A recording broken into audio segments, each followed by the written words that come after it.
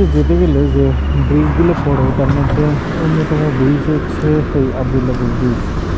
আবদুল্লাপুর ব্রিজটি আগে এই পুরাতনটা এটাই ছিল, কিন্তু পরে সংস্কার করা হয় পদ্মা সেতুর কারণে।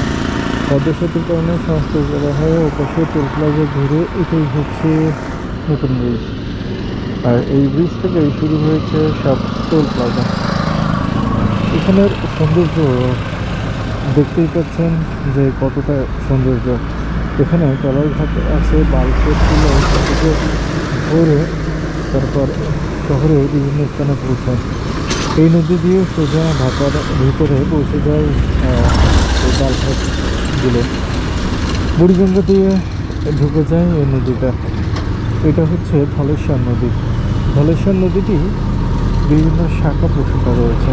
এখান থেকে এই নদীটি ঢুকে গেছে ঢাকার ভিতরে, যে বিভিন্ন জায়গায় এরা এই মালগুলো পরিবহন করে নেয়।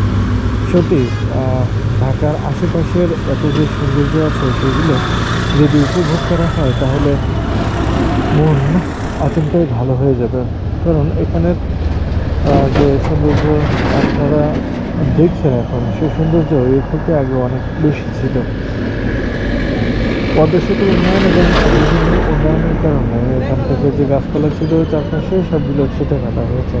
তারপরেও যে সৌন্দর্য আছে তাও কম কিসের। নদীর দুপার ধরে চলে গেছে গ্রামের রাস্তা। গ্রামের রাস্তাগুলো আরও সুন্দর। এখানকার গ্রামগুলো গাছগাছালিতে ভরা। সত্যি এখানে যে বালিগুলো উঠিয়ে রাখা হয়েছে, এই বালিগুলো আবার কেটে সেগুলো বিক্রি করা হয়। এগুলো প্রতিনিয়ত এখানে চলতে থাকে। সত্যি অসাধারণ কিছু দৃশ্য এখানে সৃষ্টি হয়। এই এই অঞ্চলটা মুন্সিগঞ্জের দিকেই চলে গেছে, বিক্রমপুর মুন্সিগঞ্জের দিকেই এই রাস্তাটা। এই বিক্রমপুর মুন্সিগঞ্জের সৌন্দর্য আমি আগেও বলেছি, অনেক সুন্দর এই বিক্রমপুর মুন্সিগঞ্জের রাস্তাগুলো। তো এই ব্রিজের থেকে এই যতটুকু সৌন্দর্য দেখা গেল সেটুকুই আপনাদের সামনে তুলে ধরার চেষ্টা করলাম।